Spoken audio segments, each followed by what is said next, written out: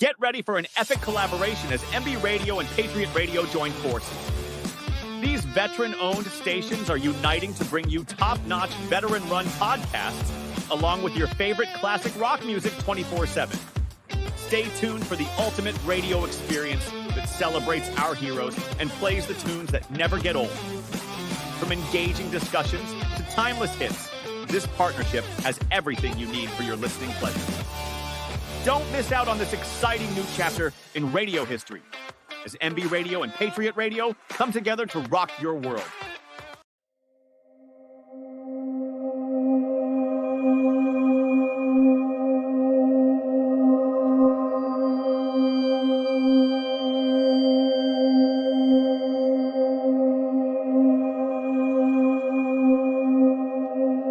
Opinions expressed in this program are those of the speakers and do not necessarily reflect the views or positions of any entities they represent.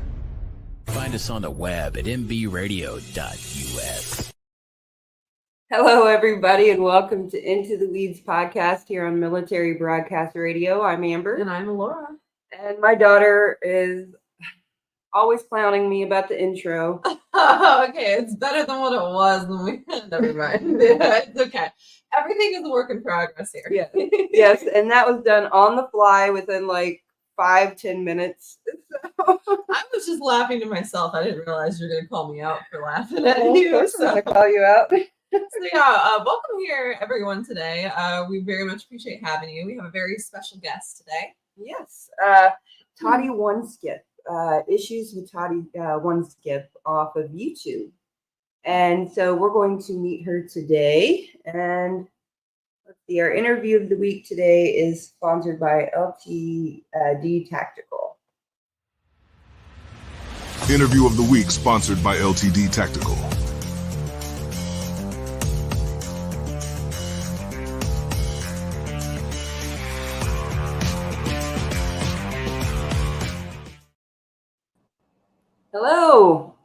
Hello, everybody. And like I said, Toddie One Skip is our guest today. And I was so thankful to her because we've kind of had a busy couple of weeks with a lot of things that have happened. And she was very gracious and just agreed to come on. And so I'm very thankful to you, Toddie, for coming on last minute. Well, again, thanks for having me. I appreciate it. Yeah. So if you could please just kind of, well, actually, I'll just tell everybody how I found you. I found you on YouTube when I was trying to figure out more about Gypsy Rose, and you came up in my For You page. And from the moment I saw you, I was like, oh, man, this lady is super interesting, and I want to know more about her. Wow, I appreciate that. It seems like it seems like that's the case, and I didn't realize I was as interesting as I think people find me, I guess. Grateful. You know, I'm actually finding that a lot of the content creators are just as interesting or have just as interesting stories as the people that they talk about. Oh, absolutely. Yeah. I think that, you know, when I first started talking on, you know, YouTube, it was a podcast, and it was more just to express myself. I was a writer for a long time, and all of a sudden, like I lost that attraction to it. I don't know what happened. So I was spiraling for a while, you know, and I really couldn't find a purpose. And a few people said, you know, you should do this, you should do, and you know, during the time when we were all shut down, I was like, you know, I got really into watching YouTube and everything, and I was traveling with people, you know, the virtual traveling. I mean, it was amazing. And everything that was on YouTube, I really exposed myself to YouTube for the first time. And I thought, I got stuff I want to say to put out there, you know, in cyberspace and have it last forever. So, yeah, that's what kind of happened here. Yeah, and I basically the VA sent out a newsletter asking veterans if they wanted to podcast or learn how to podcast. And I had been thinking about it for a couple of years. And I've actually heard you talk about it as well. Just finding interesting people like the everyday person you don't realize how many people have such vast experience and knowledge and all the things that they've been through.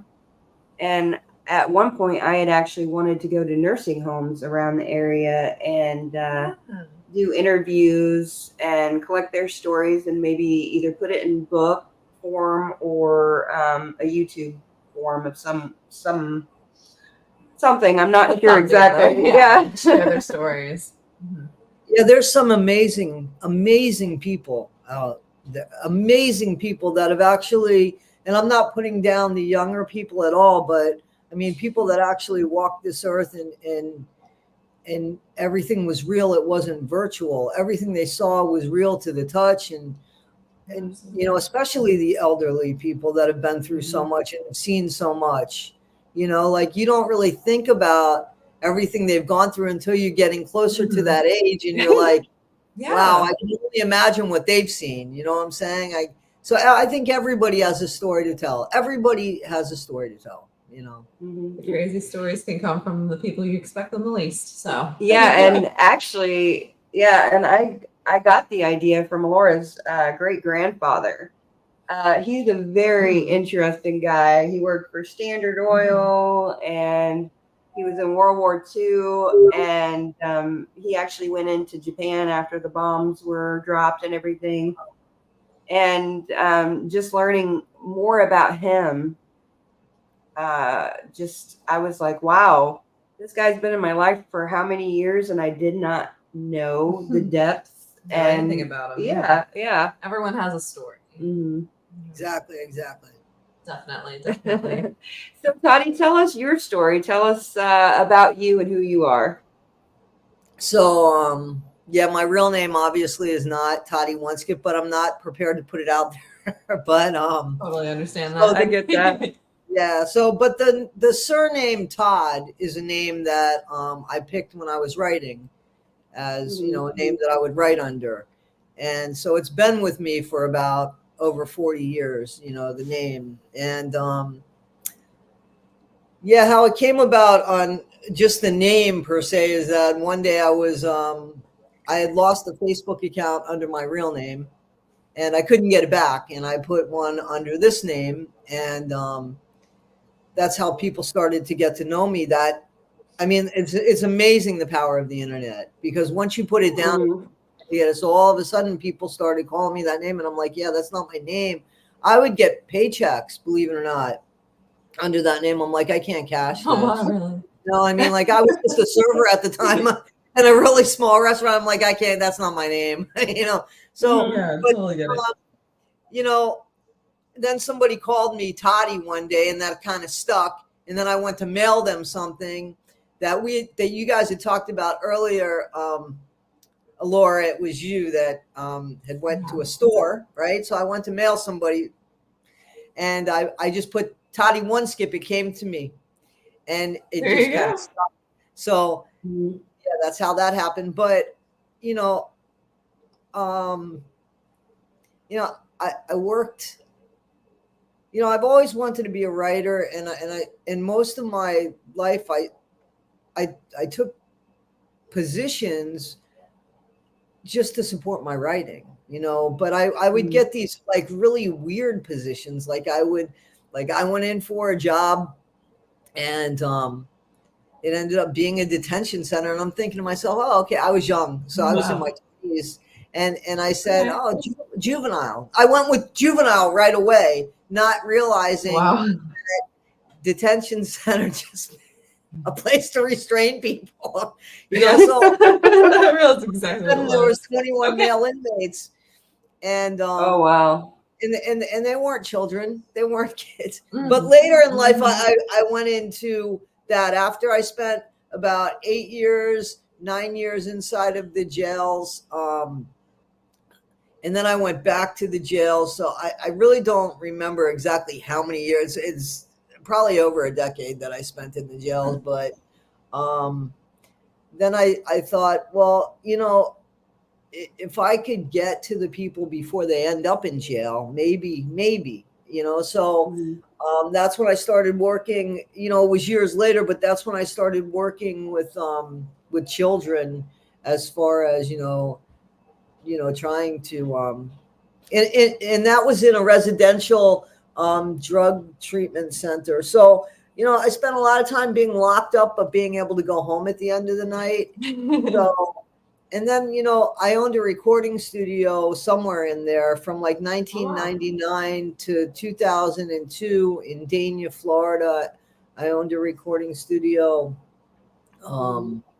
But I'm not a very good business person. So unfortunately, and I got robbed at gunpoint coming out of the studio one night. So there was a couple factors that made me say, yeah, I can't do the studio anymore. But I mean, so I've done a few things. I've done some stuff, and I was in the witness protection program. I know you guys were interested in that. That was, we gotta thank my dad for that one. I was just along for the ride. I was just along for the ride. So what? We'll get into that later. But what makes somebody like you, who's interested in writing and in songs and things like that, go work at a jail? Yeah. So again, everybody has a story to tell, and I have written plenty of jail dramas. So, I mean, I've always found it fascinating, sociology anyway. I've always found it fascinating how people could live within a certain like culture or certain restrictions or whatever. And inside of the jail was absolutely fascinating because it's its own world. For sure. Because that's everything that exists for these people. Everything that exists for them is inside that jail. Everything they need from you is inside that facility. And so when you leave, there is a distinct difference. So I found it just fascinating how people survive. And you got to remember, I mean, there's big people that were intimidating. And then there's these smaller inmates that are like, oh my God, am I going to see them in the morning? And I mean, that's really extreme, but in jail, there's not a lot that really happen. I shouldn't say that. There are things that happen in jail, but they're more likely to happen in prisons because in jail, people are there for a shorter period of time. So they're either there, and I've said this a million times, everybody that goes to prison has been to jail. But not everybody that has been to jail has been to prison because they have shorter periods of time. So their behavior is not going to be as bad. Hopefully those really horrible inmates, the ones that have been there for like vicious acts aren't, I saw them, but they were, kept in their own cell in the SHU, special housing unit. And, but it's fascinating. There's a lot of stories. I can sit back now and there's funny things that still make me crack up. And, it was just fascinating to see how people could go from like one extreme to the other. And then, if you became, I don't want to say friendly with them because you really couldn't be, but I guess I was. I mean, just some of them, like one guy, he just didn't belong there, but he belonged there. It was a white collar crime guy. It was a small little Jewish guy, and he did not fit in. He did not fit in. I bet. And he looked Jewish. And listen, I don't mean anything by that. My family's Jewish, but I mean, when somebody's like, they're gonna get picked on, he had that all over him, but he didn't, and just him surviving in there and, and he came from a good family. He just wanted more. He got greedy at work. It was embezzlement. He was embezzling money and stuff. And so, it certainly wasn't violent acts, but he was in there with, people that were, had drug charges and such like that. And some people that, I don't want to say were horribly violent, but, they did some stuff. And here was this guy just trying to make it in there. One of the cooks in the jail was this incredibly brilliant he was like a big deal on Wall Street or something. And, you know, he just, again, wanted more than I guess he should have had. So it's just the people, it's just fascinating. It was just fascinating, the difference in the people there and just, you know, their stories. And I think also because my dad was incarcerated, you know, I'm pretty sure that had something to do with it, because I remember that I wanted to be very fair. I knew that I wanted to be very fair inside of the jail.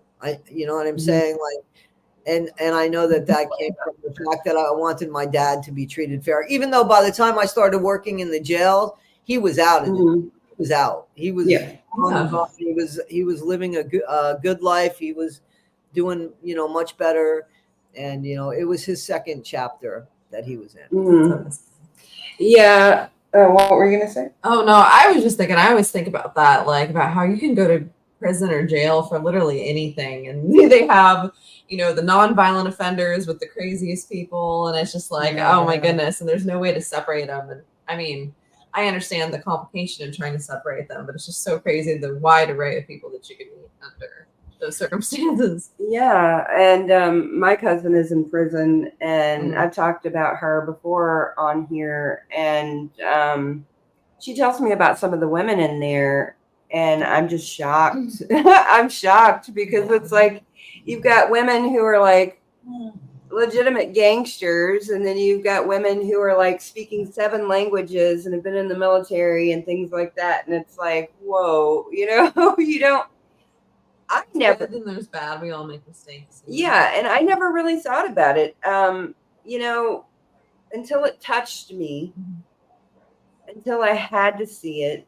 I basically just acted as if it didn't exist, or that, you know, well, they did the crime, so they need to do the time and the punishment, and who cares if they have TV, or who cares if they have whatever.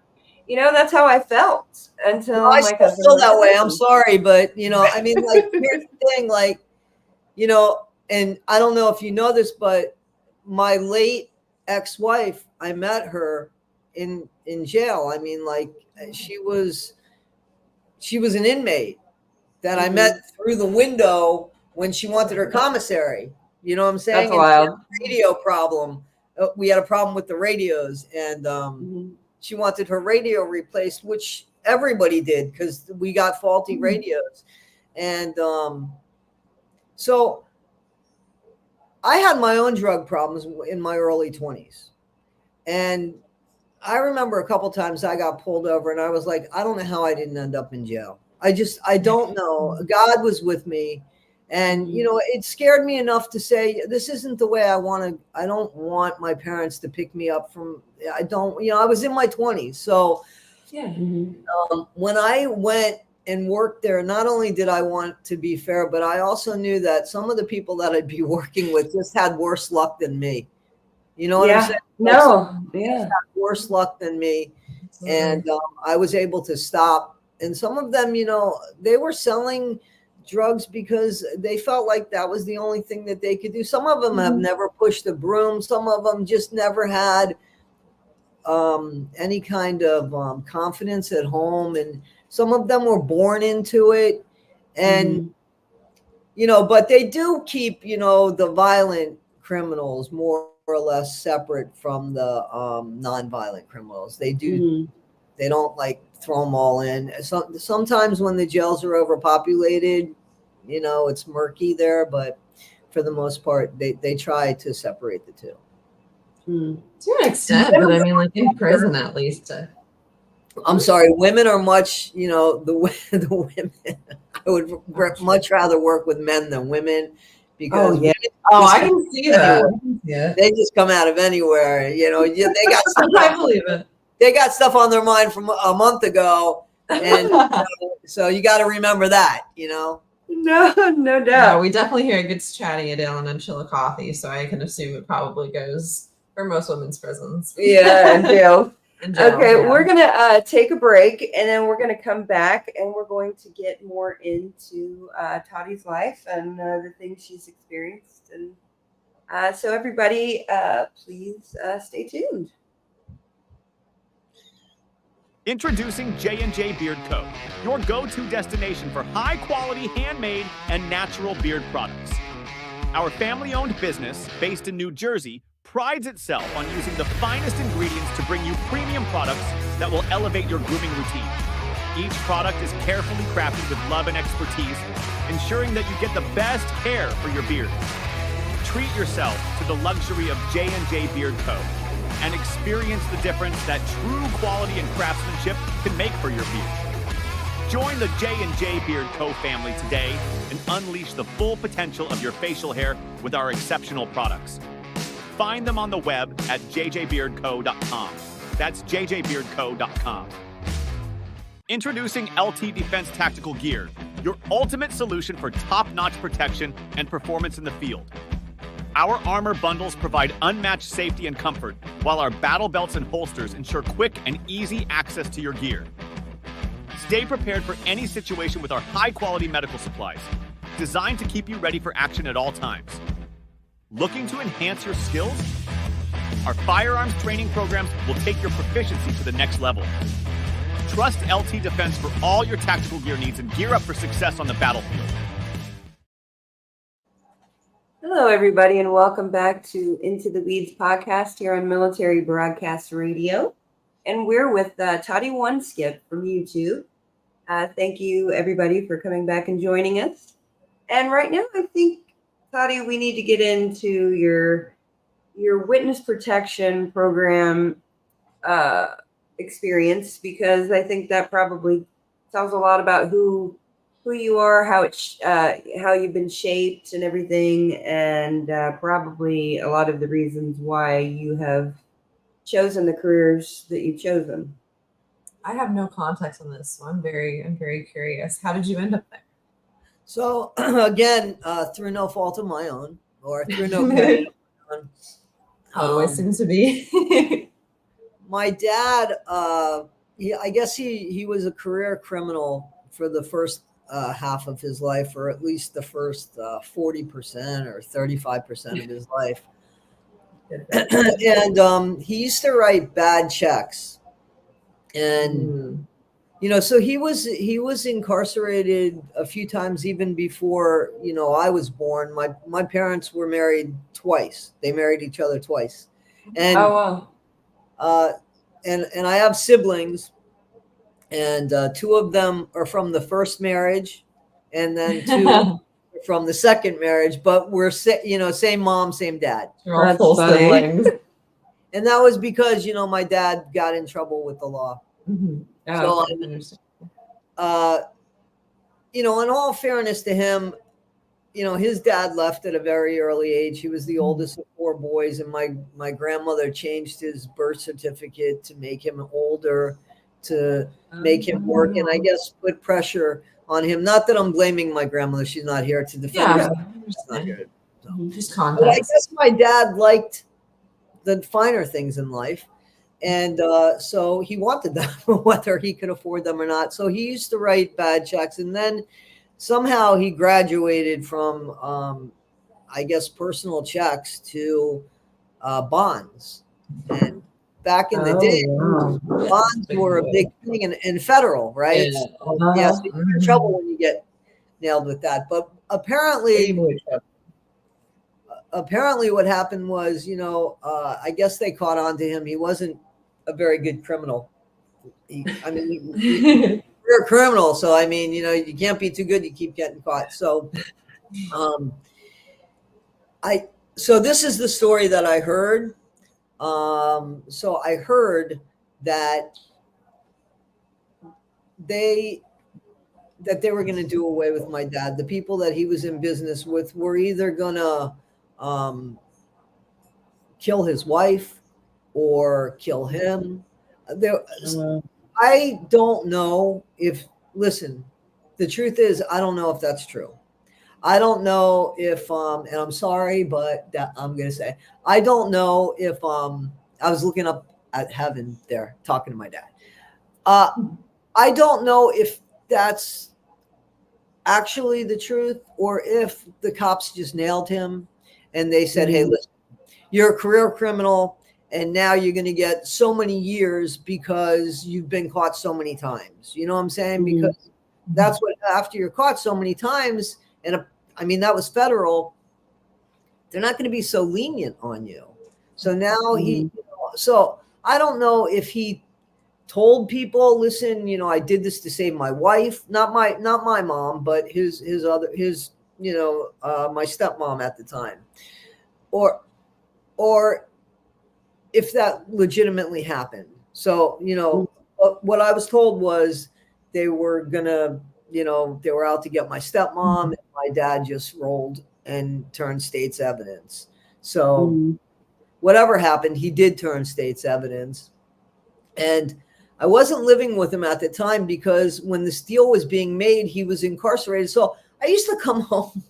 I used to come home from school, and my dad was already remarried. And my stepmom would be like, yeah, your dad, he's working late tonight. And then in the morning, I'd wake up and he was already gone in the morning. And I'm thinking, you know, my dad was very much, he wanted to have breakfast with you. You know, he was a criminal, but he was a good dad. He wanted to, he really did, when he wanted to be part of your day. He wanted to know, you know, what was going on in your life. He did know what was going on in your life because he did take an interest in that. So that's really important to say. And not that there's any excuse for stealing and all this stuff, but you know, he didn't keep it to himself. We did get the, you know, reap the rewards of that. You know, it wasn't all about keeping it to himself. But again, he did like the finer things in life. So I got a phone call. I wanted to go back and live with him. I never didn't want to live with him. And again, you know, he just got incarcerated for too long. And I have a mom. My stepmom's not my mom. So I went back to live with my mom, always wanting to go back to live with my dad and understanding he was incarcerated at this time. So I knew this. So I was about, I want to say 12 maybe. And I had went to school there before. So I wanted to go back and live with him, but I kept not hearing from him, of course, because he was incarcerated. You can't really make phone calls like that. And not back then. So no tablets back then. So anyway, I got a phone call out of the blue, and my dad was like, are you sure you want to come and live with me? And I saying to myself, yeah, it was you that dropped the ball. And I said, yeah, I want to go to such and such school because that's the school I would have been going to. And I look back on that conversation so many times now, and I remember him being so vague, but it didn't dawn on me at the time. You know what I mean? Like, and so he comes and he picks me up, or my mom meets him halfway. And, you know, because he lived in West Palm, I was in South Florida and Hollywood. So they would like meet halfway. And so,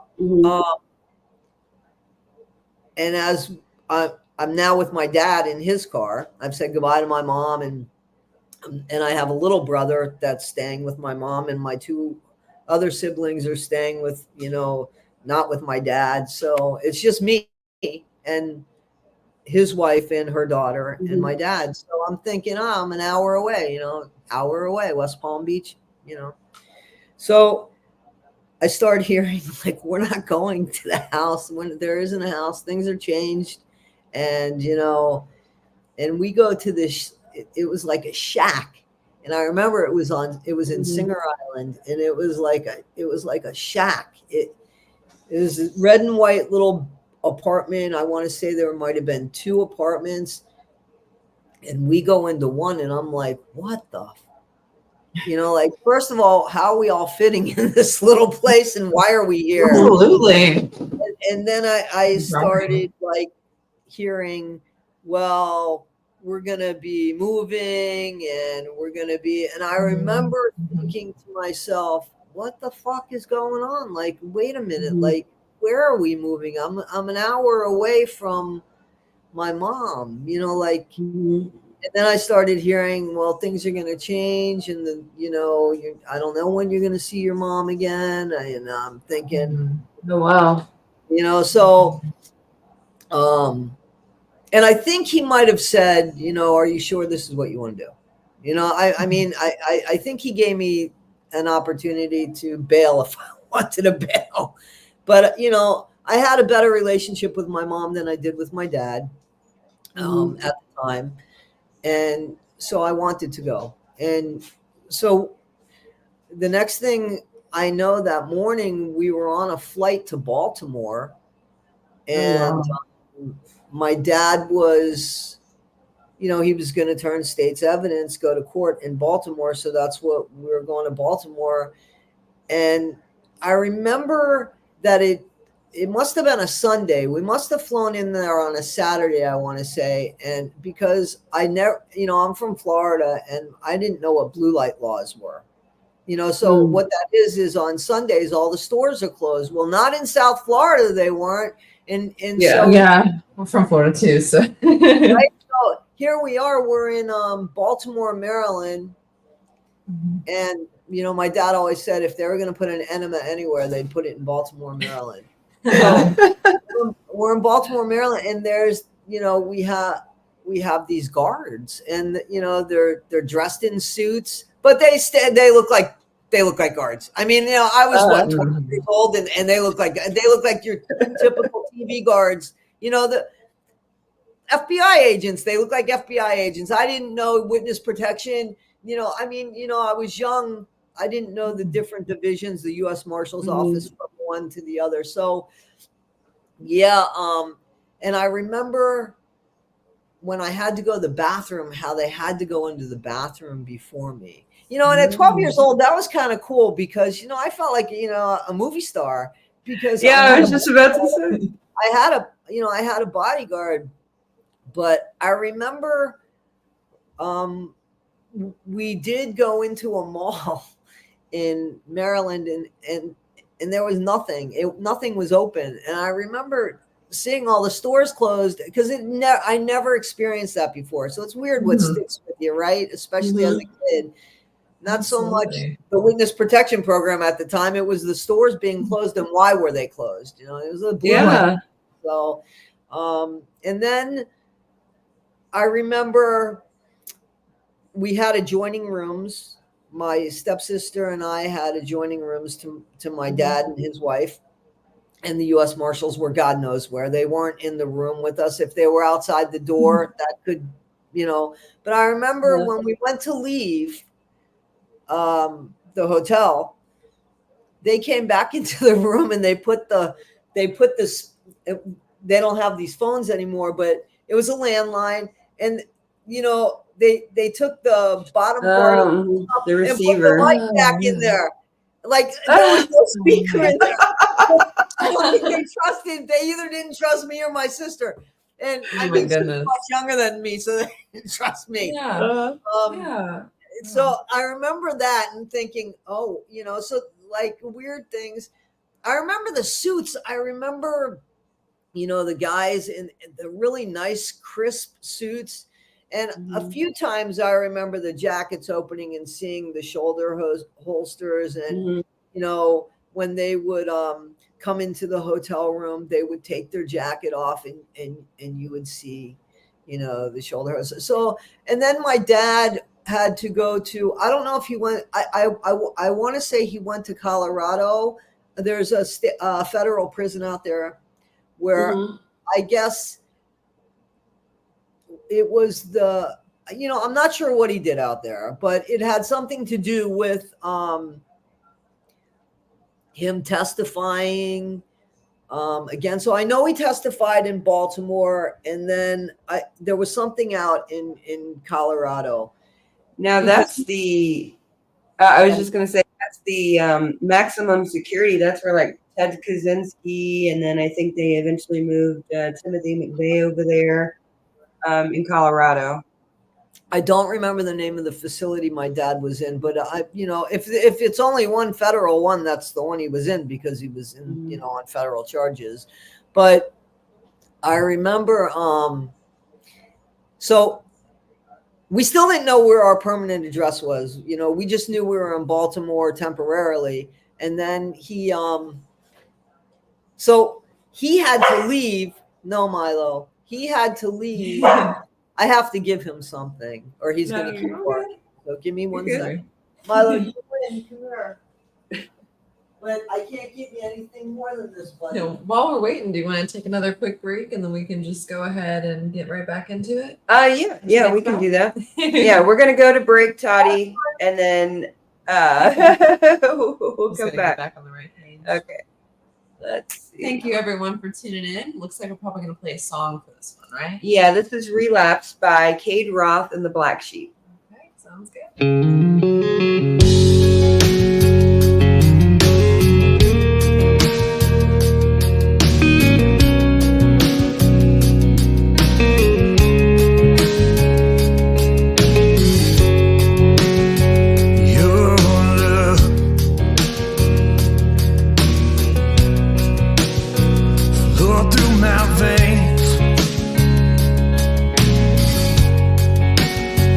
When I had you, I felt no pain till you decided to up and leave. Now these withdrawals, they're killing me. You're my addiction.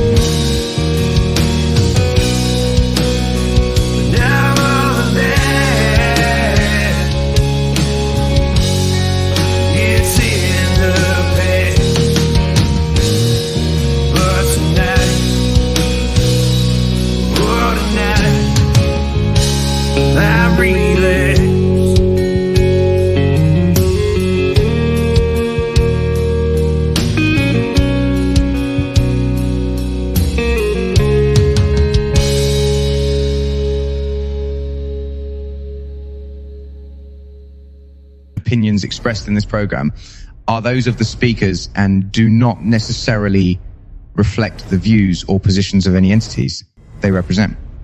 Find us on the web at mbradio.us.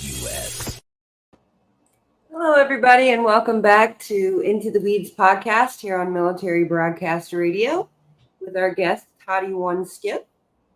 And we were talking about Toddie's time in the witness protection program. And I can only imagine as a kid, especially at 12 years old, that's a very poignant time in your life as a kid where things start making sense, where you start evaluating things, you know, you're starting to come into that cognitive, wheelhouse of learning and observing and all of that stuff. So I can only imagine that it had a big influence on who you are today. It's a big pivotal moment of your life. Yeah. Quite a shakeup. Yeah, I was I want to say I started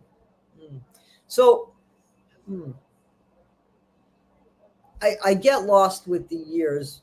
So I want to say that I was probably a little bit older because I was going to high school, but just the 9th grade, which would make you like 13, 14. But I couldn't go directly to school because my records had to be changed. Like I remember my stepsister got to go because she would have been in elementary school. So they didn't make you go through and throw an elementary school kid in school. But you need records, and my records didn't come. Like, thank God I had writing at the time because I spent so much time writing. I didn't have friends. I just got there. My name was changed. Everything was. So if you want me to continue on with the story real quick, my dad had to go, and we stayed with, officers in Baltimore, and then we were to go the next day or the day after, and we still didn't know where we were going. Like, we didn't know where we were going until we were on the friggin' plane actually going there. And and we were on a commercial aircraft, and and we were supposed to, something was supposed to happen where we were supposed to get off the plane, but for some reason when we landed, they couldn't use that door and we had to get off the other. It was all weird, but we ended up in Albuquerque, New Mexico. And and later in life, I met somebody who was in the witness protection program, and they put her in Albuquerque, New Mexico. So they put people in Albuquerque, New Mexico, apparently, right? I can see that though, because I've been through there, and Albuquerque, Tucumcari, all those places over there, that's definitely a place to hide out. Well, you got to remember this was, so if I was in, I was going into high school, but you got to remember it took a long time for me to get into high school. So maybe I was at the end of 12, maybe 13, because I think you go into high school when you're 13 or 14. And I know I was going in my first year of high school, I'm sorry. I didn't hear I you. just said I did. Right. Yeah. So, anyway, so I remember my dad picking the last name out of the phone book, believe it or not. Like he remember him picking the last name out of the phone book. And I liked it better than our true last name, to be honest with you. So I was all for it. And then I started school. Life was that way. The U.S. Marshals were a constant presence for the first part of the move, and then they would come over pretty often. I don't remember seeing them around when we were doing things as much. If they would be different officers anyway, not the same ones that had transported us. But then, I guess the sweet deal that my dad thought he made, they didn't make, because one day I came home from school and he was in Colorado. He was doing, wow. He did I want to say he did a fair amount of time in Colorado. So, they were going to keep us in the program. And, but my stepmom wasn't, she wasn't up to that. She wasn't, she ended up going to Colorado and living with my dad. But I went to Florida. I went, it wasn't, and none of this was choices of my own. I wanted to stay in Albuquerque, to be honest with you. I had things set up. I was done going back and forth. Bullshit of back and forth is just, and especially at that age. Yeah, I would get to where I would walk into a school and know if I was going to finish. It was like I would get a gut feeling. Am I going to see the end of the school year here? And so that inconsistency throughout, my life, even before the witness protection program, but I'm sure all because of my dad's bad habits. He found stability much later. He said, I remember it, he got his life together at 45, because that sticks out in my head, because I remember doing something stupid at like 39. He was like, yeah, so you got 6 more years. So, got more time left. Get your shit together. So, but he came up with a business while he was incarcerated. He came up with the idea of a business, and when he got out, he never got back in trouble again. So, kudos to him and that. But that was my experience in the witness protection program. It was weird. It's something that always, you're always on. You're always on. So that was a big help when I was working in the jails or in the residential unit with the kids, because like I could have a conversation, but I could hear you. You know what I'm saying? So I was always on, and I just started to get laxed about that. And, I kind of like being on. You're a good observer. No, actually, I'm like not as on. It's so weird. Okay, so I grew up in a family with drug addicts and all of that, and I kind of lived my life not noticing things a lot of times, but my husband lived in a good family and put himself into that lifestyle, and now he can read like every situation, and he knows what's going on 5 steps down the road, Right. It's really scary, actually. But it's been very helpful, and it's saved people, and if we could all be more observant and more able to suss things out, I think the world would be a whole lot better place. Yeah. Now, do you suffer any PTSD from that time? No. There are things because, so there are things that the witness protection program, the only thing that bothers me about that, and, the only thing that bothers me about that, which is a sore subject, which I've carried for a long time, is that I don't blame my dad for, I have a mom, I didn't have the best relationship with her back then, but I loved her. It's not, I didn't want to scare her. I didn't want to not see my siblings. So, but I understood that. What I didn't understand was that one Christmas, my dad actually had my stepmom, her daughter, and me go to my stepmom's family's house. Now, when you're in the witness protection program, nobody knows where you are. I don't know what happened. Nobody knows where you are. Sorry about that. Okay.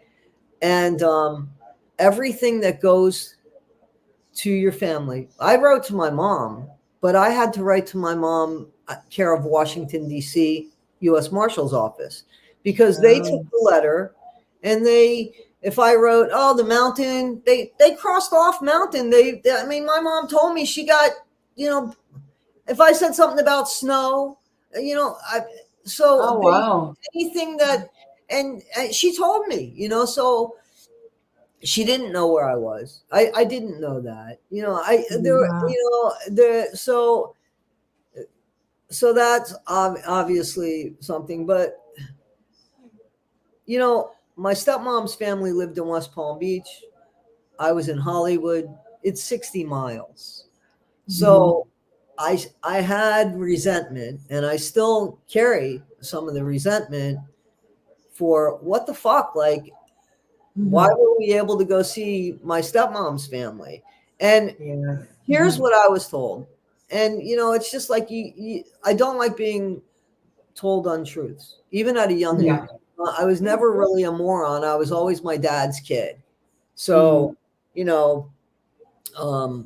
but supposedly, and I do remember this. So we were able to send things to our families, but again, it had to go through the U.S. Marshal's office. So my stepsister had made this project in school, and and I guess she sent it to, her family in Florida. So my stepmom's mom and, her family. So apparently underneath the project was my sister's new name.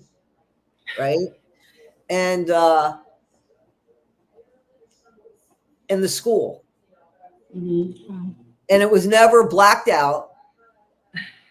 And so they knew where we were anyway. Now, I don't believe that. I don't believe that. I believe that my stepmom missed her family and really wanted to see her family.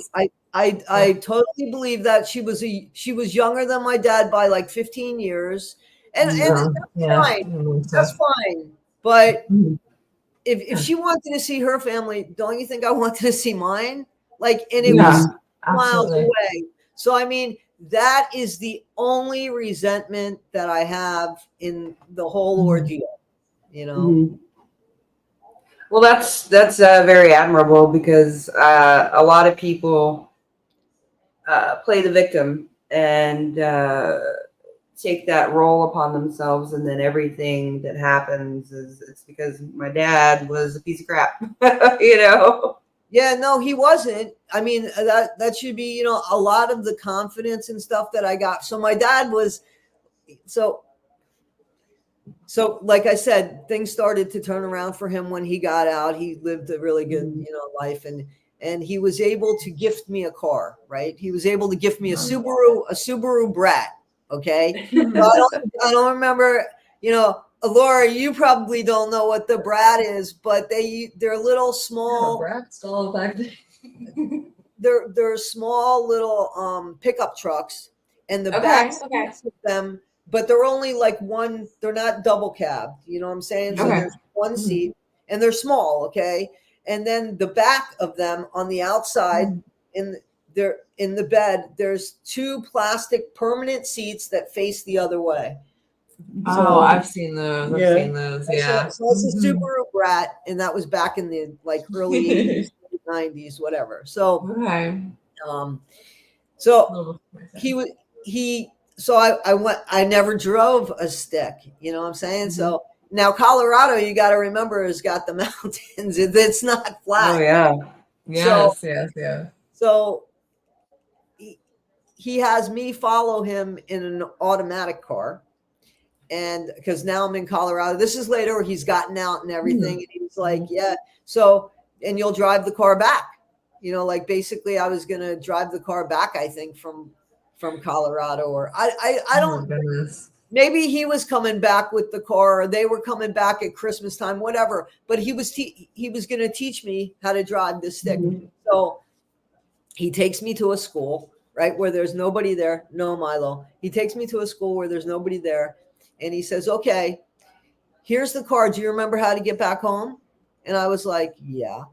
And he said, okay, well, when you feel comfortable enough, I'll see you there. There's no cell phones. There's no cell phone. There's there's no nothing. But see, that's the thing. And I told him this, several years before he passed. I said, it's the shit that made me know that he had the confidence in me which gave me the Yeah, confidence. I knew he loved me. I always felt loved by my dad. So he just had, you know, that I knew that if he thought I could do it, I could do it, you know, so that confidence that he gave me, you know, on things like that, you know, was pretty good. So, you know, I don't have anything bad to say about my dad in regards to that. We did have a falling out about 8 years before he passed, or not even, I want to say maybe 6 years before he passed. But the last 18 months of his life was, we reconnected and everything. And it wasn't, I really don't want to blame him for that, you know. Anyway, so he did, he turned his life around. It was, I learned a lot of tools in the witness protection program just because of being in it. And yeah, it was interesting, you know, but I don't have any, I don't feel like, no, I never felt like my dad owed me anything. Even, you know, when he was incarcerated, I mean, I'd get letters from him. Like, I always felt loved by him. I didn't judge, you know, I don't know. I didn't judge what That's awesome. And I mean, if he, you know, pulled a gun on somebody, I'll be judging them. Yeah, it's a little different. Yeah. But, you know, anyway. Yeah. Well, Alora, I think, can relate a little bit on just as far as like, so my husband, he's a former criminal way before I met him, you know, and it's been interesting raising children with somebody with that mindset and married to somebody for so long, because it's like, it's when you realize that, oh my goodness, if this person really wanted to do like terrible things, they could, because they have the mind, they have like, you know, this smart ability to just do all of these things, but they harness it and they keep it in check. And you know, it's like, those are some of the smartest people you'll ever meet, for sure. Yeah. Definitely smarter than some of us normies. When my dad, you know, he used the same, I guess the same thought process, but used it in more of a positive light, and he became successful at that. He was a shit criminal, but, you know, but he was successful as a businessman. Yeah. You know, so, you know, yeah, I think it comes from the same place. It's, I guess it depends on how you harness it, right? No, definitely. And that's what I've seen with my husband is that, you know, he lived that life. Then he went into the army, met me, and he's taken that evil genius, you know, mentality and harnessed it for good and done some really incredible things, you know. So yeah, he's actually the smartest person I've ever met. And I've met some pretty smart people. So. And I think that, you know, my dad was very compassionate when he got out of the federal prison. You know, that was when he first, you know, became humbled. You know, and that wasn't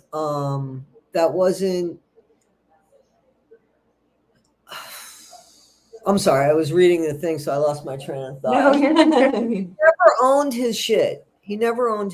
But I remember when he got out of the federal prison, he definitely did. They referred to him as Doc. Like, I don't know about that. He wasn't a physical doctor. He was, so I don't know if people went to him, you know, for advice. And I mean, that's my understanding. But I remember I went to a mall with him in Colorado, and he recognized, I guess, the daughter of an inmate that he was inmates with. And he was like, you know, I'm Doc, do you remember? And how's your dad doing? And da da da da da. And so, and my dad before then, you know, he wouldn't admit that he did anything wrong. Like, he just did it. And unfortunately, that came back to him later in life. And then he kind of, as the latter years were coming on, he became humbled again. So my dad kind of did this thing. There's ups and lows in life. Yeah. Yeah, you'd be surprised what you can learn from people like that. I know I have been. I've been shocked. And if people would be more willing to open up their lives to, that experience, I think that they would be pleasantly surprised at some of the people that are usually disregarded or thought of as less than or an other. And it's pretty amazing. Yeah. Sure. Hi, Holly Jolly.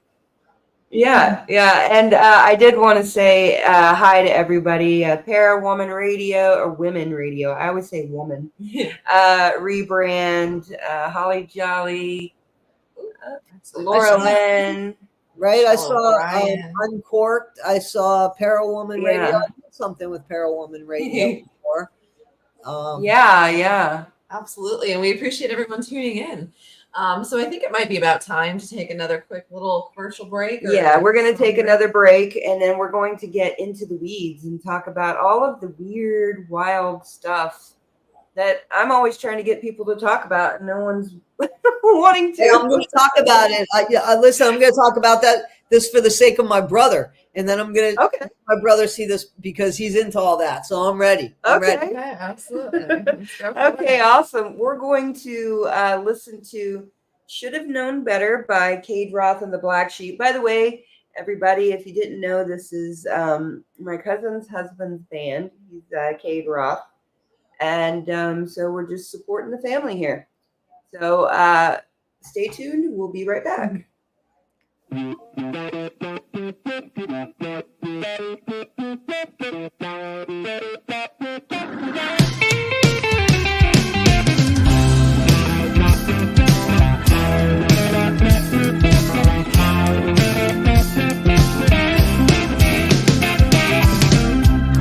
It's 3 a.m.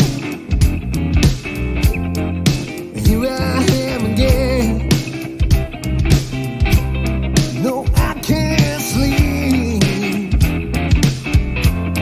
First time the bed is empty. Who I knew was too good to be true. I should have been a better man. I let it slip right through my hands. I should have known better. I should have known better. I should have known better than let her go.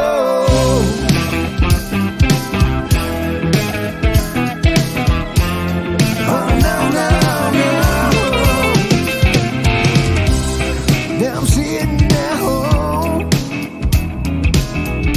just staring down at my phone. I'm waiting on her to come. Bang my head against the wall. I should have known better. I should have known better. I should have known better than let her.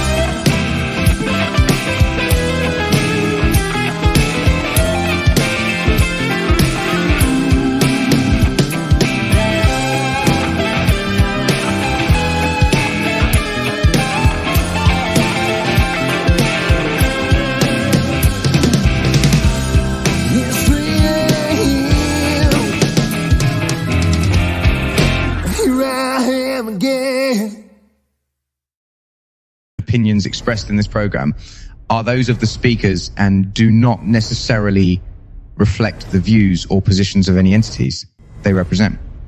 Find us on the web at mbradio.us.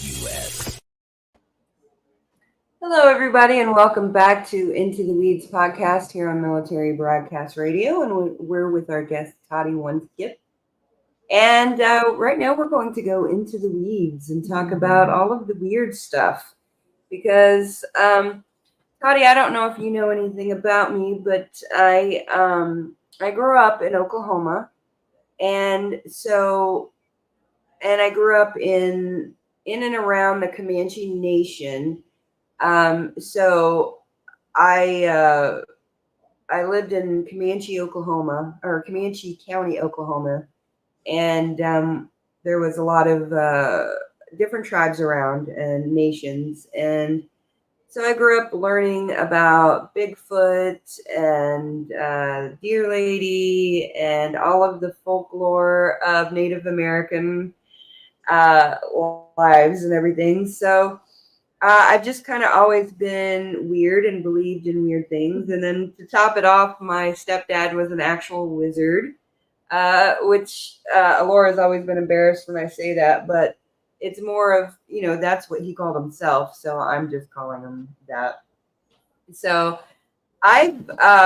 witchcraft is a thing, yeah. Well, yeah, I know, but... I think it's kind of cool, but... Yeah, I know, but you used to give me crap because you'd be like, oh, a wizard. Just the way you say it's interesting, but yeah, no. I think you grow out of that, right, Alora? You start realizing that that's cool. That's their thing. It really does. No, I'm like, well, because it's always embarrassment that your family puts on you. You know what I mean? We ultimately grow out of that. Yeah. I mean, I grew out of that a long time ago, but I remember going through that. Where so. Yeah, shifting and changing and believing different things. But yeah. Yeah. So after my dad died, he actually committed suicide, and we started experiencing paranormal things. And her whole life before my dad died, and this was in 2010, we had never talked about the paranormal. We had never talked about UFOs or Bigfoot or anything like that. I just kind of kept it under wraps, and it was just something I thought about every once in a while, but not something that I really entertained too much. And then when we started experiencing these paranormal things, I started, going outside of my comfort zone to get answers, because as a Christian, no one wants to talk about it. They basically act like it doesn't exist, or that you're just crazy or a zealot or something like that. And so I just started going on a journey of just trying to figure out more stuff. And I think between Joe Rogan introducing me to Randall Carlson and Graham Hancock and George Knapp and all of these different people who talk about all these different things, I've just been really interested in what everybody thinks about all this stuff, because for so long, the topic of UFOs, that was like, you're a weirdo if you're talking about that. But I've just seen so many weird things just even above my house here in Missouri. It's like, holy cow, and then thinking about it all, and it's just like, well, what do I think? And I haven't come up with exactly what I think, but I'd like to know a little bit about what you think about this world now of aliens are real or normal now. So there's things that you touched on that I totally understand, because I'm a Christian and I'm a proud Christian. Okay. However, that being said, it doesn't mean that I can't be a Christian and use my common sense. Okay. Yeah, so exactly. Absolutely. I feel like, and this is controversial and I might get stepped on for this, but I feel like the Bible is obviously man's interpretation of God's words. To me, it's not God's words. God did not come down and write that. It's not. There are bits of the Bible that have been taken out of the Bible. So when things like that happen, that's political. To me, the Bible is the first book on politics. Now, do I think Jesus Christ was here? Yes, I believe. I'm a Christian, and I found Christ. That's a whole different thing. But I don't know if Christ found me, but I found Christ. And I told you, I come from Jewish family. So how I found Christ was but anyway,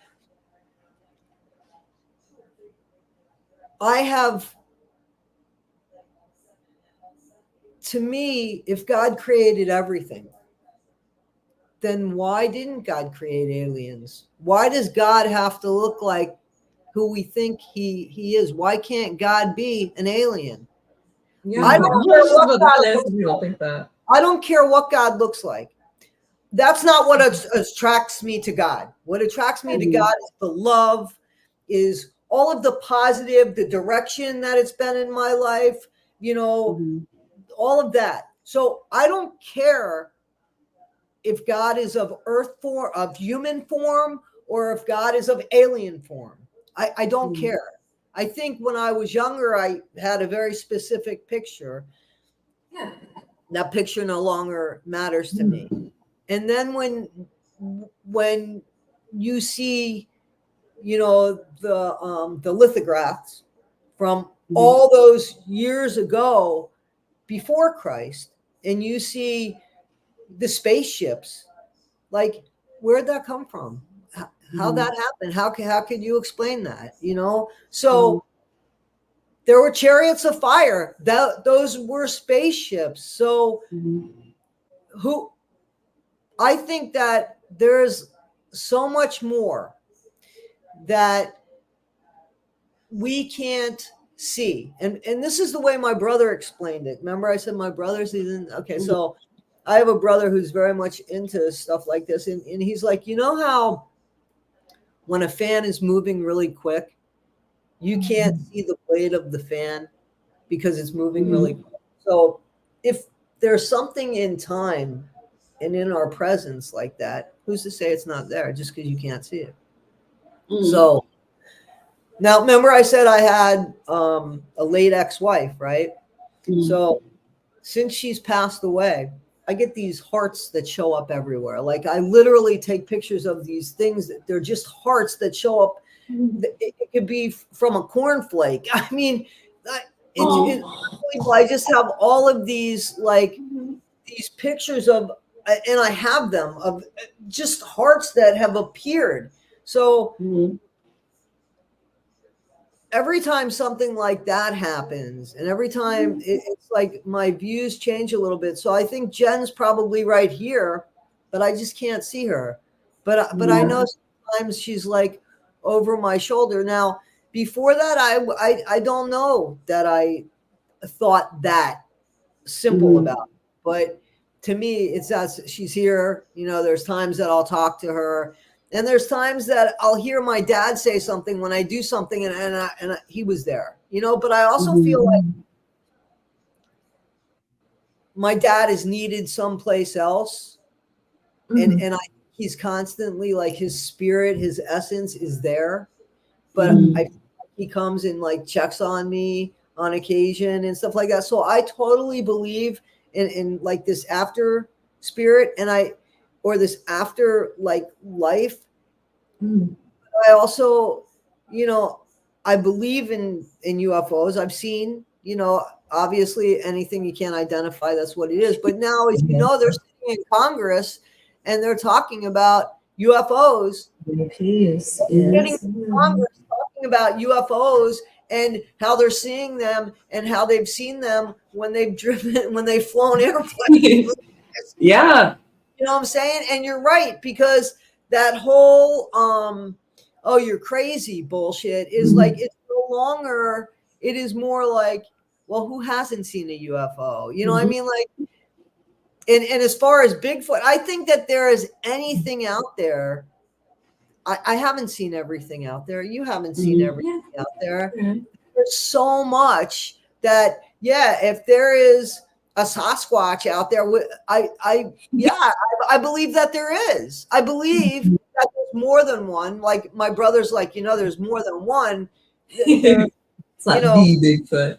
He's felt things out there. He's a hunter, and he felt things, and he, there, I believe him, there's things I don't believe that he says, but I mean, I totally believe bullshitting too. You know what I mean? So I know that there's presence of things that he couldn't explain. Yeah. Stuff like that. So I think that that it's, to me, it's okay that God goes hand in hand with things that I don't understand. That's okay. You know what I'm saying? Yeah, me too. The more I learn about God and the more I learn about the world and myself, the more I'm just like, okay, God, that's really cool.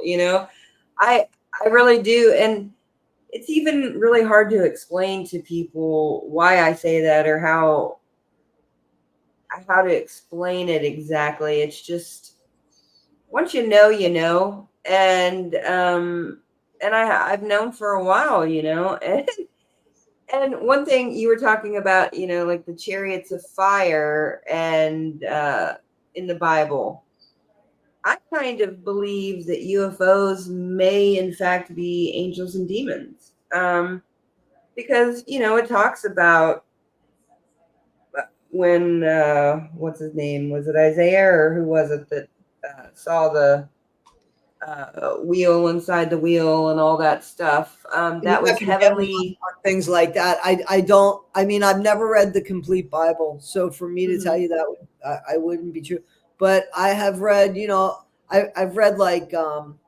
obviously a Genesis, Revelations, and but I haven't read the whole Bible. I've read more than that though. I mean, don't get me wrong. And I used to regularly attend church, and I want to go back. I listen to the sermons now, and I mean, that's a really important part of my life is my Christianity. But I totally why did we have to put it in like a box? I mean, you know what I mean? Like, and I think that suits the purpose. That's where the politics come in, on you believing, we want you to believe a certain way. You know what I'm saying? Like that's not my God. That's not God. Now, have you ever had a paranormal experience or something that was just totally out there that you can't explain, even if it wasn't paranormal? I mean, she said the thing with like the parts. Yeah, but I mean something. Yes, definitely. Yes, but something else. Is there anything else that you have experienced or know somebody who's experienced something that is just a little more out there that you can't explain? Or something like that? Probably not, because I think that I would remember that.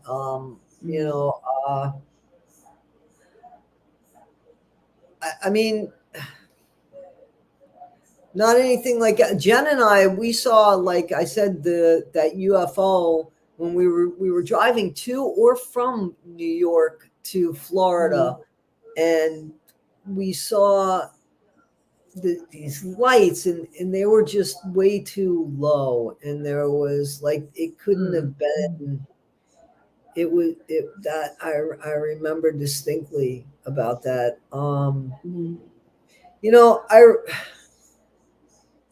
God has just always been around in my life. I didn't know anything about God, and one day I had dislocated my hip as a child. I was playing football with my brother in the yard, the same brother who is, believes in all of this as well. And he didn't get off of me. And I want to say I was about 6 years old, and he didn't get off of me quick enough. So I went to pull myself from under him, and I pulled my hip out of my socket. So I had to go to the hospital. And then, my older brother had broken his arm like maybe a year or two before. I don't remember that because I was only 6 at this time. And when I went to go get my cast off, so I was in a full-length body cast. So I don't know how they take a cast off. Wow. I never thought about how they take a cast off, but they use a saw, right? So my older brother being typical older brother, it's like, they're going to cut your leg off and da, da, da, da, da. So I was scared. And I remember my parents and we parked across from where they were going to take the cast off. And I remember just being scared, and I was on crutches and there was cars coming. So for some reason, I don't know why, I never did this before. I put my head down and I prayed to God. And I said, if you're there, please don't let them cut my leg. And for some reason, I had the foresight to say, and please don't let me be afraid of that anymore. Right. Oh. So when I lifted my head up, there was no more fear. There was, and I mean, my prayer was a little bit more in depth. Like, I don't know who you are. I'm not sure, but that was how my relationship began with God. Now, God wasn't anything that we spoke about in the home that I remember, you know what I'm saying? So I don't know where I got this from. So I'd like to say that was a gift from God, because since then I have had, a relationship with God. I know that wasn't paranormal, but still it was. No. I'll tell you something. Yes, I do. I have something I can share, and I actually have a picture of this. Okay. So I was very close with my 9th grade math teacher after everything I went through in Albuquerque, and having to, when my dad went into prison, like I said, my stepmom, brought me back, and I had to restart the 9th grade because, again, I'm waiting on school records. Like, I'm just, it was a shit show. But anyway, I had no desire to repeat the 9th grade. Like I was very resentful about that, but not anymore, because it ended up being one of the greatest things, because I met my 9th grade math teacher, who was like a second mom to me. And, like I said, I didn't have the greatest relationship with my mom back then. So this woman was like a staple in my life. She, and we had a falling out because of something stupid from me, as a kid, but had then always, for years, decades, friends. Well, I had just seen her, and we just had lunch, and about 11 days later, she died. I didn't know this. I did not know this, because it was around Thanksgiving, and then there's Christmas. And I'm thinking she's with her kids. She's with her kids. That's why I'm not hearing from her. She's busy. I get it. But then my birthday rolls around, and I'm like, I didn't get a card from her. Like, what's going on? And I try calling. And then my friend, who I've known forever, who knows who this person means to me, because they know me at the same time. We, said, and she tells me in a way that was very nice, and she was like, and Mrs. Lynch died. And I was like, what? And my knees buckled, and okay. So, I mean, so the next day, I'm obviously upset about this, and it stays with me. And the next day, I go to take my dog. I was living in Florida. I go to take my dogs to the doggy daycare that they went to while I went to work. Went this way every day. And I look in the mirror, and I see the puffy eyes and everything. And I said to myself, I feel like my youth is gone. I feel like I lost my youth. I get in the car. I take the dogs. And I'm stopped at a light, and I'm probably in the middle lane. So there's another lane next to me. And I think there's even another lane that you can make a right turn at. And I look over, and there's a sign that says, in memory of my real name's Youth. Oh. Nobody. That wasn't for me. Oh. That wasn't for me. That was in the parking lot of a CVS. Wow. Was in a parking lot of a CVS that had nothing to do with me, but everything in the world to do with me. Because 10 minutes before, what came out of my mouth was, I feel like I've lost my youth. And then that sign sitting in the parking lot, like, first of all, I almost didn't take a picture of that sign because I was like, oh, it figures. I mean, that's how much I feel like God has been in my life. But I was like, yeah, get a picture of that sign because nobody's going to believe it. Yeah, definitely. And sure enough, I got a picture of that sign. So that, I mean, coincidence? No, I'm sorry. Like, I didn't have to. I don't believe in coincidence. Then it didn't have to have my name. It didn't have to have what I said out of my mouth. I mean, it was just so. It's too perfect. Yeah. So yes, that's. Yeah. Wow. That's really awesome. Story. Yeah, and I like hearing stuff like that because I mean, so many people are just so close-minded about God, about all the weird things that happen, and they just kind of they just kind of shut it down and don't want to go any further. And I like it when I'm able to talk to somebody, you know, and just have an open, honest discussion about what we think. And I really like I said, I really haven't developed any of my you know, theories or what I truly believe because it's always evolving. But I'm excited every time I learn something new because it just shows me how big and how awesome the world is and how big and awesome God is. I don't think the God or the universe or whatever anyone believes in is really going to let us put it down, though. I feel like he or they or whatever just wants us to have conversation with each other and try and come up with our own conclusions and stuff, because I don't think we're ever going to get a perfect answer on what this stuff means. And I don't really believe in coincidences, and I just think that these little things in our life can be beautiful, and we need to pay attention to them because maybe there's something we can learn from them, even if it is silly and there's really no greater meaning. If you can find a greater meaning within yourself and it means something to you, then that's really all that matters. So that's what I like to see and stuff like that. Yeah, definitely. And I Okay, so I do. No, go ahead. I do feel like, you know. So I believe in God. There's no question about that. And I feel like, you know, I have a responsibility to leave this world either better or certainly not worse.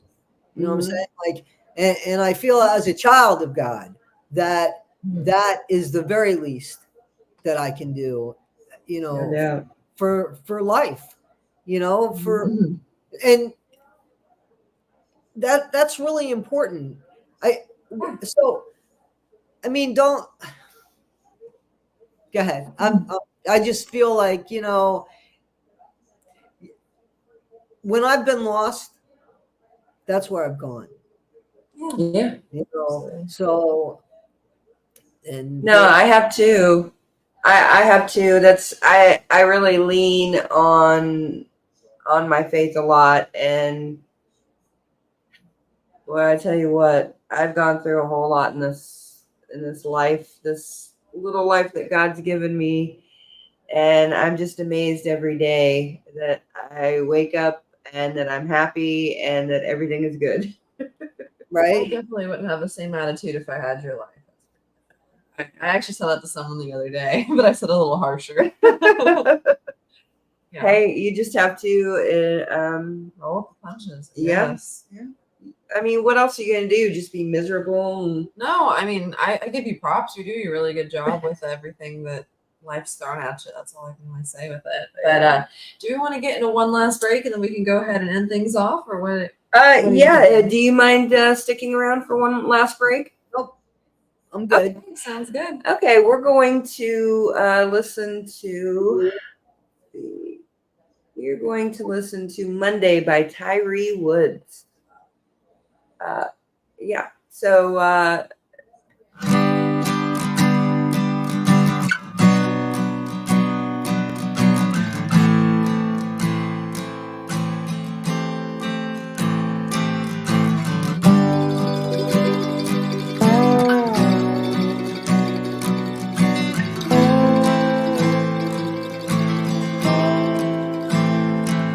down on Sunday Eve, dreading the morn to be, dreading my life. I'm so tired of the paper chase, tired of the average pace, tired of the lies. When I woke up, the sirens went just as the ceiling fell. They stayed just in time. Make my way into the streets. No one was watching me. They ran for their lives.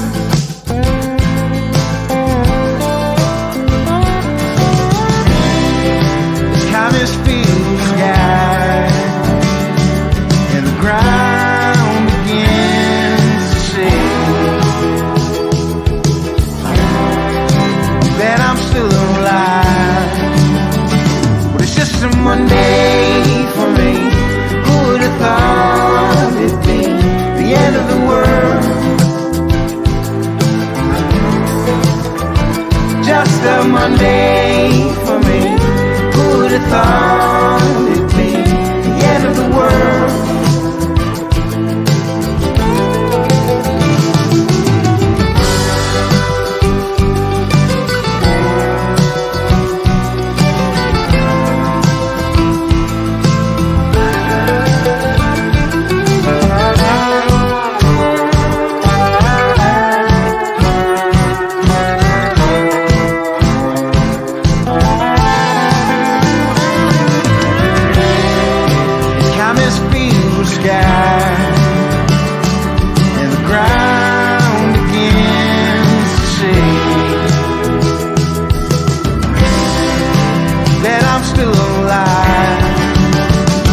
Just a Monday for me. Who would have thought it'd be the end of the world? Just a Monday for me. Who would have thought it'd be the end of the world? Just a Monday for me. Who would have thought it'd be the end of the world?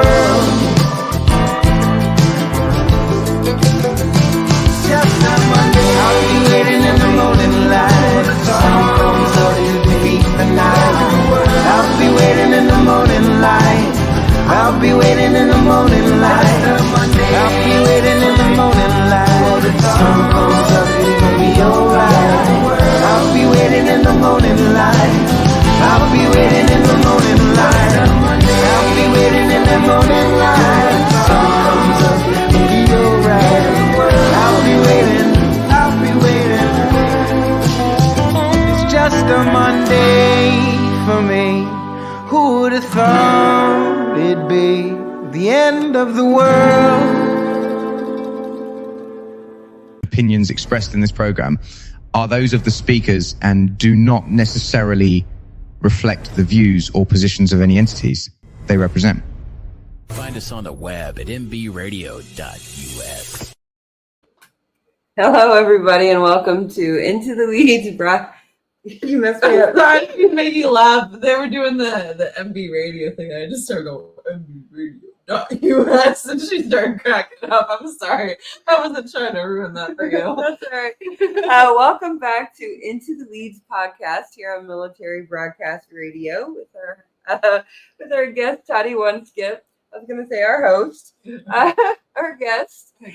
And yeah, so we wanted to actually ask you, so like I said earlier, that I found you because I was trying to figure out more about Gypsy.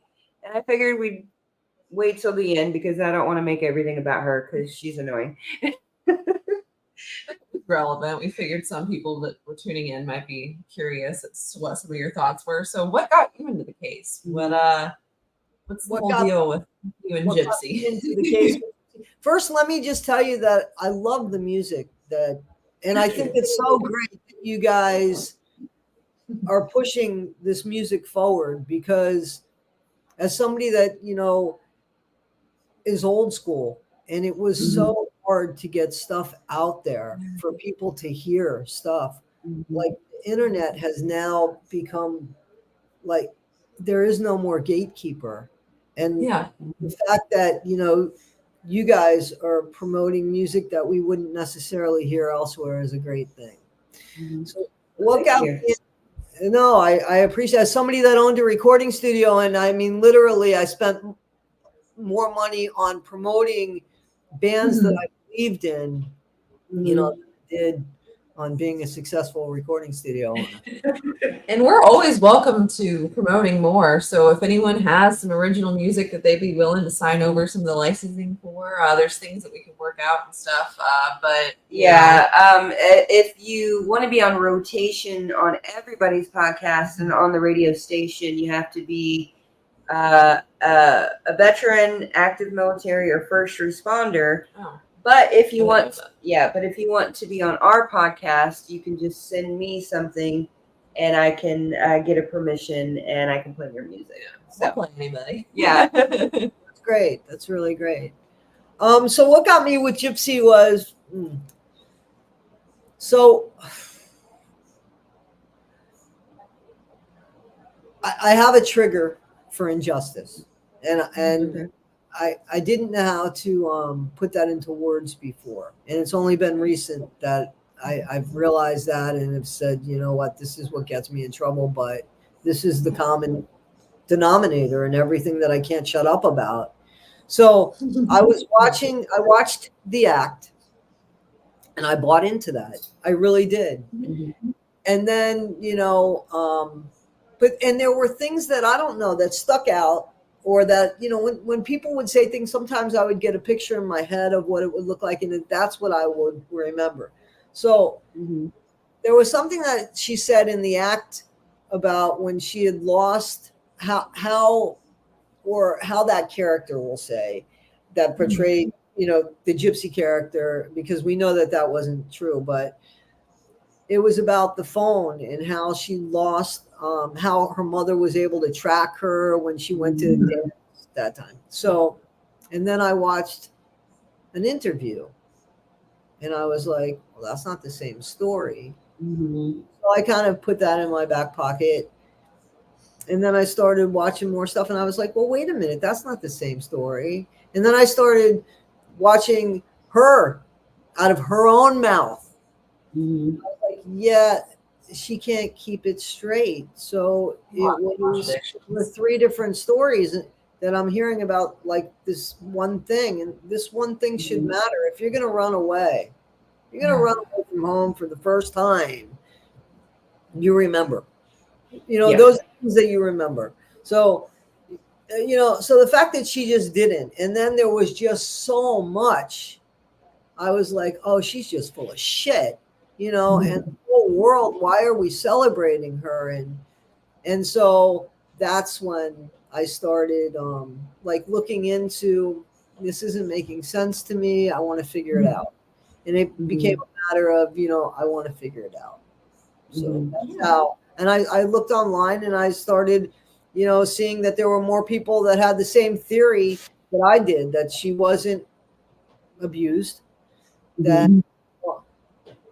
half of her story wasn't true. I totally think that there was no Munchausen by proxy. You'll never, and now we'll never prove it, because the person that we have to prove it by is no longer here. I think her own behavior, which is so appalling. I mean, it's just so appalling, and it's in the face of everybody. And I don't see where that's making the world a better place. It's not. You know, I don't think that she should be an influencer, because she did the same thing that Charles Manson did. I don't understand. I just, and that's the thing too. It's like, I don't understand. And I think that I need to kind of understand things. You know, not even when I'm learning something new at work, it's like, yeah, but like, why does it do that? Like, why do we, you know what I'm saying? Like, in order, and it's not to question it, it's just to understand it in my head of how it works. And I still don't know how she works. I don't know why she's getting away with I don't understand the parole officer. It's a very special circumstance. It's very, you know, it's embarrassing. It's embarrassing for them. You would think it's embarrassing for them. And I thought that, you know, I don't know what happened today because I'll be honest, I came home from work and I went to sleep, but you know, like she has no business talking to any felon. Like she knows that. Everybody knows that. Like she's like, I don't understand why she's pushing it. Well, actually, I don't think it really matters that we mentioned this, but we didn't actually realize for the longest time that she wasn't supposed to be talking to felons or talking to anybody from the prison. And for months, we've been told by her cousin who's in prison, not that she's telling her anything, but she said that, you know, word's kind of gone around the prison that she was kind of maybe sending pictures and telling about the pregnancy. And she sent a sonogram. Yeah, allegedly a sonogram. Yeah, I'm saying allegedly just in case there's any kind of, you know. Right. Sure. Went through the, you know, playing a game of telephone. Want to make sure we're not making any claims that are. Yeah. I mean, we've been hearing about this for months. So. Yeah, we hear about a lot of stuff, and I keep a lot of it just to myself. I didn't really feel comfortable talking about somebody else's pregnancy, you know, at least before she came out with it, because even though she's kind of a, you know, not a great person, in my personal opinion, pregnancy is a really hard thing. And I know that just people tuning in, like listening to that, people questioning pregnancy or wishing ill upon someone, because you don't want to wish ill upon that baby. That baby. I don't want to wish ill upon the baby at all. Yeah. And I even said, you know, at some point I got to stop talking about her because once she becomes a mom, it's almost the same thing. You know, it is. It's almost the same thing. But, you know, I'm working on a video now. So that makes me wonder, you know,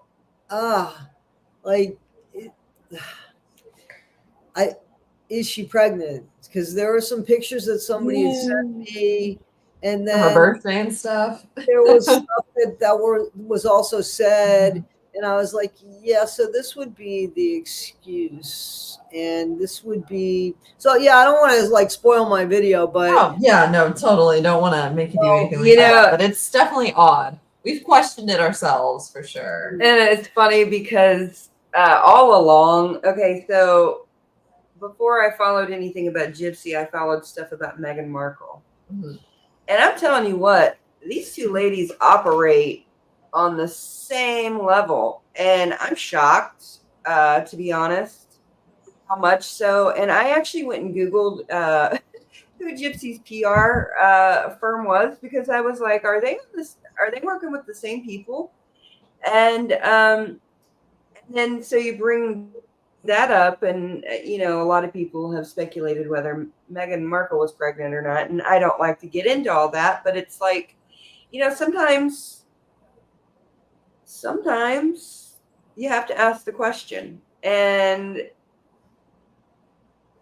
it's hard to know when it's appropriate and when it's not. Oh, definitely. You know, but something I have to say, her having a PR team, like, I don't think the best PR team in the world isn't really going to do her a lot of help, because I think she lacks impulse control completely and totally.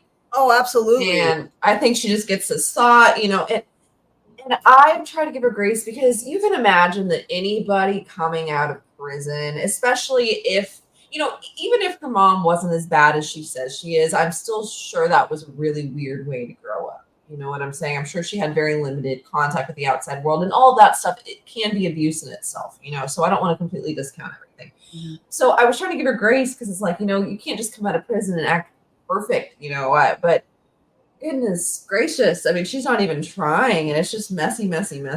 Well, what I've been thankful for is that at first, when she did that Lifetime show, I was like, dang, you know, this really ticks me off. But now I'm actually kind of glad she did, because it shows the world exactly who she is. And it's like, oh, dang. If she's acting like this on this TV show that's edited, what's she like in real life? Yeah, because they're probably putting her in a lot better of a light.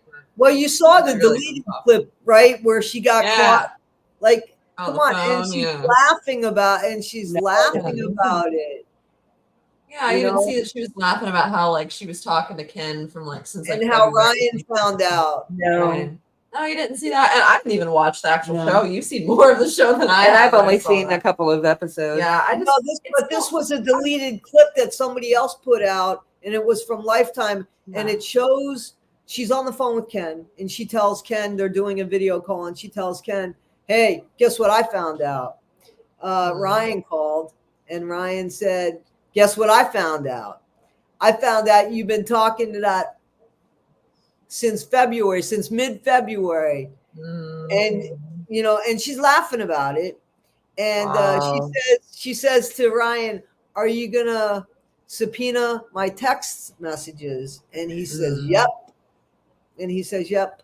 So, you know, she just, listen, she didn't have to. Ryan, I don't think is a fake person. I think he's a real person. I think he had real heart. And I think that the way that she treated him is unacceptable. I've been in situations where you're not sure how you feel about somebody. And, you know, maybe there's a confusion. But to rub that person's nose in it when all he did was love you. She used him. We all called it. He doesn't believe that because I think it makes him feel stupid, and it makes him feel like the love wasn't real. Nobody likes to take that. Nobody wants to believe that they put that into somebody and that it wasn't returned. But it's not him that looks bad. It's her that looks bad.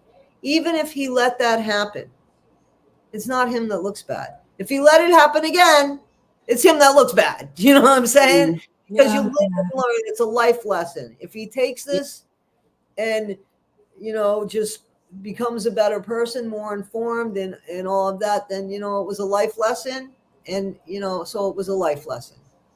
You know? He's kind of funny, though. Like, on all these lives, like with all of his polls and stuff. Oh my goodness!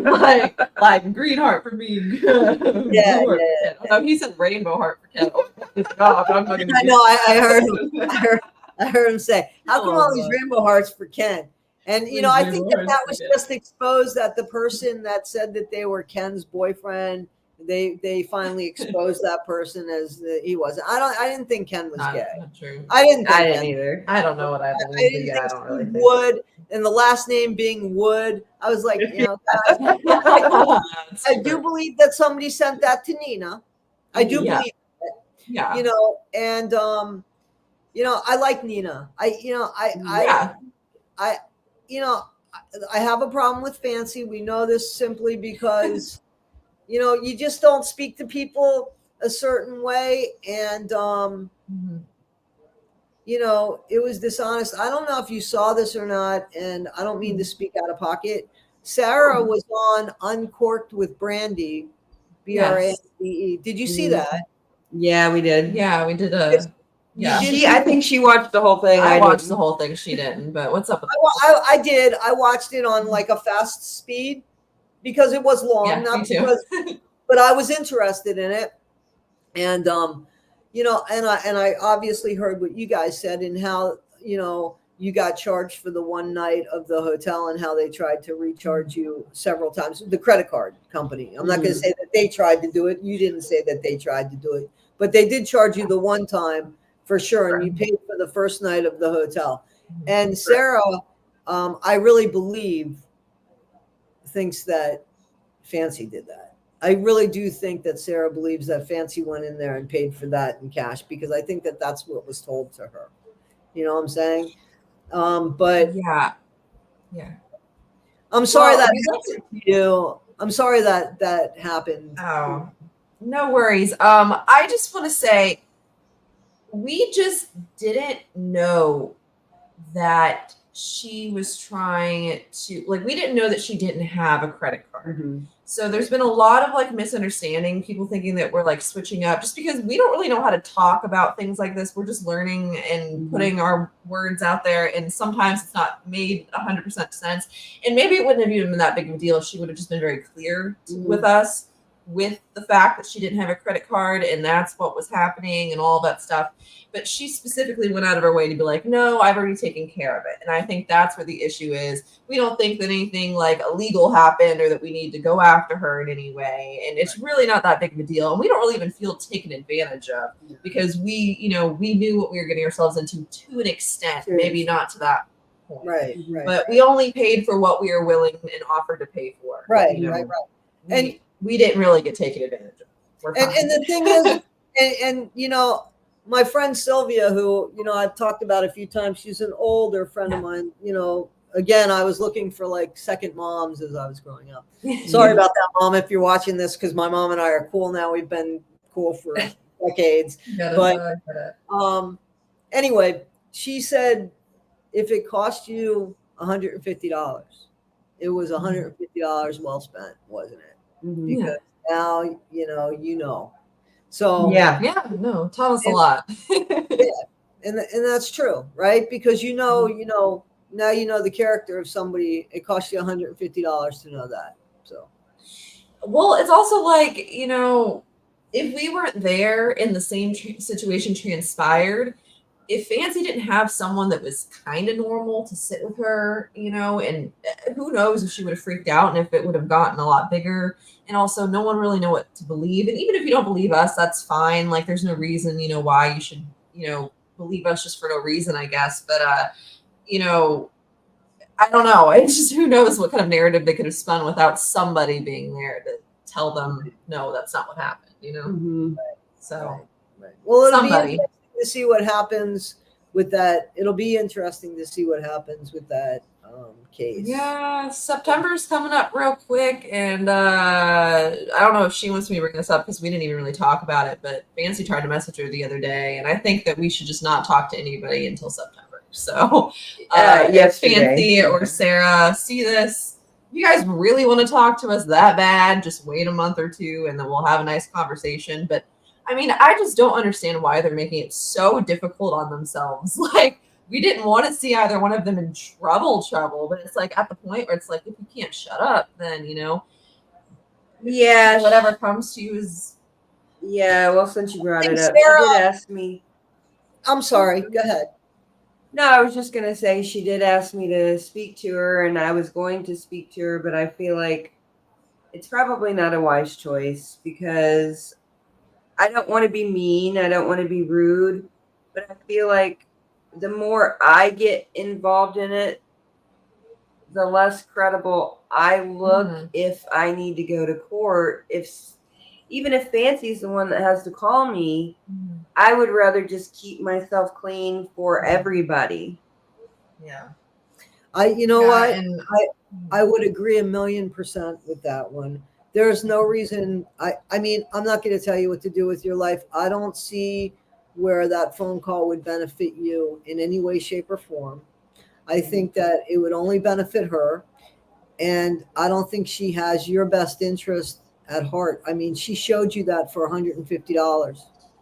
Like I said, that was, think about that. Remind her, Laura, remind her of that money, because that is what I mean by saying that's the best $150 you might have spent, because Sarah's not talking about the lawsuit. Sarah's not, you know, she's not doing what Fancy's doing. I don't know what Fancy's doing. I think she's talking to Ryan again. It's such crazy. I would have backed away. It doesn't even matter. Her credibility is so gone now that it's really very sad, because I do think she put in a lot of work once upon a time ago. And I feel like credit was due, but I feel like this has all gotten out of control. I think she makes it worse, unfortunately. That's what I think. Yeah. I wouldn't talk to somebody that you got a court case coming up. If you're called for a witness or anything, you talking to her can manipulate something if she wanted it to. 100%, you know, stay away from that situation.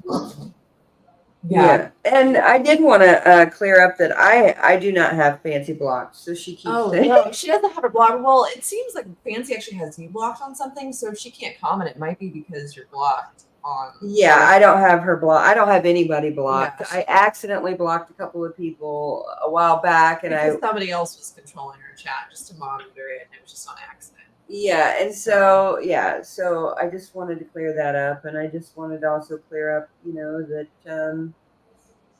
no matter what, you know, I'm thankful that we went. I'm thankful that we experienced what we experienced. And at the end of the day, I'm a better person, no matter what. Yeah. Exactly. But I also see her just wanting to be a martyr for the cause. And I think that if she gets put in jail over this, it's going to make her think she has more credibility. And I think that that might be part of the reason why she won't shut up about some of this. I could be wrong. I'm not trying to make any kind of bold claim. Yeah, I don't think she's trying to be incarcerated. I just think this is a matter of pride and stubbornness, and I think there's some mental health issues going on there. Like, why the hell? Definitely, and I empathize. Freedom, you would have to be incarcerated in a place you don't even live. She lives in Kentucky, from my understanding. No, you're right. You're right. So I don't see that. I just she's like Gypsy in the sense that she just can't get out of her own way. She's got to get out of her own way. And I've listened to Ryan Lee. I think that there are things that Ryan says that could be very eloquent, to be honest with you. And there's things that Ryan says, and I'm like, but I always thought that they did well together, simply because I thought that Ryan kept her in line. I've always said that, so maybe Ryan can help her during this time. I was shocked that, that they reconnected. Me too. I'm wondering, as I say it out loud, I'm wondering if it's real. I'm wondering if there isn't something behind the scenes that, like, nothing would surprise me. But I just wish that, Fancy would get out of her own way. I don't think everybody, I think that people were willing to give her the credit that she deserved. I don't know what more she wanted. You know what I'm saying? Like, I certainly gave her credit, I said it all the time, but, after what happened, and, I just couldn't co-sign the way she spoke to people after she asked for money and people gave her money. Because I got on my channel and told people, I'm going to donate, if you guys want to. She sent me my money back.